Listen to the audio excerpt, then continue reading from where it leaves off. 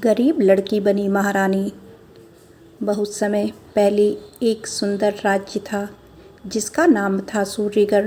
वहाँ एक न्यायप्रिय राजा शासन करता था। राज्य धन धान्य से समृद्ध था, लेकिन महल के बाहर बसे छोटे छोटे गांवों में कई परिवार गरीबी से जूझ रहे थे। उन्हीं गांवों में एक छोटी सी झोपड़ी में गौरी नाम की एक लड़की अपनी बूढ़ी माँ के साथ रहती थी। गौरी के पिता का कई वर्ष पहले निधन हो चुका था।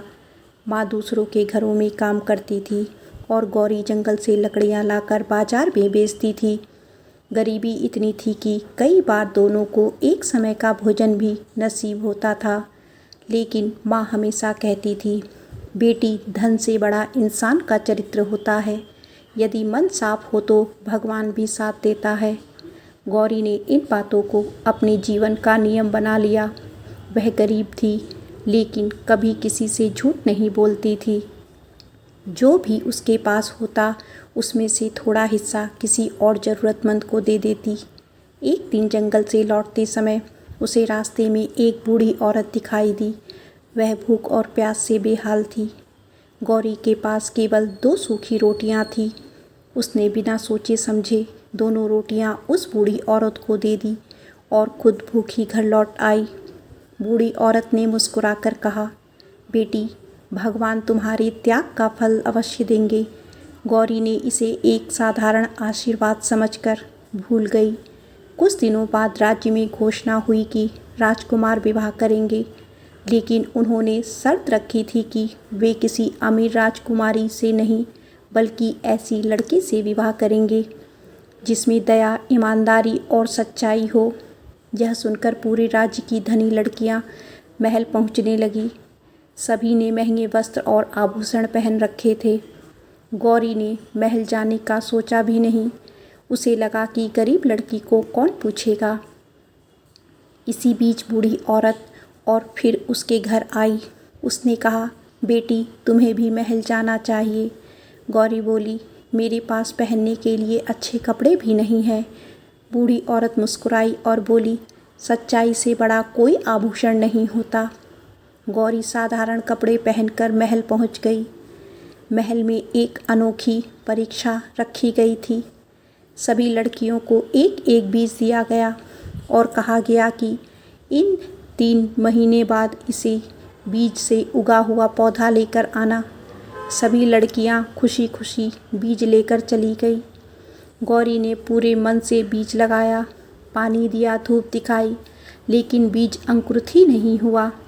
3 महीने बाद सभी सुंदर फूलों वाली गमले लेकर महल पहुंची। गौरी खाली गमला लेकर पहुंची। लोग उसका मजाक उड़ाने लगे। राजा ने पूछा, तुम खाली गमला क्यों लाई हो? गौरी ने सिर झुकाकर कहा, महाराज, मैंने पूरी मेहनत की, लेकिन बीज नहीं उगा। मैं झूठ बोलकर दूसरा पौधा नहीं ला सकती थी। राजा और राजकुमार मुस्कुरा उठे। राजा ने घोषणा की, ये सभी बीज उबाले हुए थे। उनसे कोई पौधा उग ही नहीं सकता था। जिसने भी फूल उगाए हैं उन्होंने धोखा दिया है। केवल गौरी ही सच्ची निकली। पूरा दरबार तालियों से गूंज उठा। राजकुमार ने कहा, मुझे ऐसी ही जीवन संगिनी चाहिए, जो कठिन समय में भी सच का साथ ना छोड़े। कुछ ही दिनों बाद पूरे राज्य में बड़े धूमधाम से गौरी और राजकुमार का विवाह हुआ। गरीब झोपड़ी में रहने वाली गौरी अब राज्य की महारानी बन चुकी थी। लेकिन महारानी बनने के बाद भी उसने अपनी सादगी नहीं छोड़ी। उसने सबसे पहला आदेश दिया कि राज्य में कोई भी गरीब भूखा नहीं सोएगा। गरीब बच्चों के लिए विद्यालय खोले गए। विधवाओं और बुजुर्गों के लिए सहायता की व्यवस्था की गई। किसानों का कर्ज कम कर दिया गया। राज्य में अस्पताल बनाए गए ताकि गरीबों का मुफ्त इलाज हो सके। धीरे धीरे सूर्यगढ़ पूरे देश का सबसे सुखी राज्य बन गया। एक दिन वही बूढ़ी औरत फिर महल आई। गौरी ने उन्हें पहचान लिया और उनके चरण छुए। तभी बूढ़ी औरत के चेहरे पर तेज फैल गया। वह कोई साधारण स्त्री नहीं, बल्कि ईश्वर की दूत थी। उन्होंने कहा, बेटी, मैंने तुम्हारी परीक्षा ली थी। तुमने गरीबी में भी दया, ईमानदारी और त्याग नहीं छोड़ा, इसीलिए भगवान ने तुम्हें यह सम्मान दिया। यह कहकर वह अदृश्य हो गई। गौरी की आंखों से आंसू बह निकले। उसने भगवान का धन्यवाद किया और प्रण लिया कि वह जीवन भर जनता की सेवा करती रहेगी। वर्षों बाद लोग कहते थे, राज्य को महान राजा नहीं बल्कि एक दयालु महारानी ने महान बनाया। गौरी की कहानी दूर दूर तक सुनाई जाने लगी।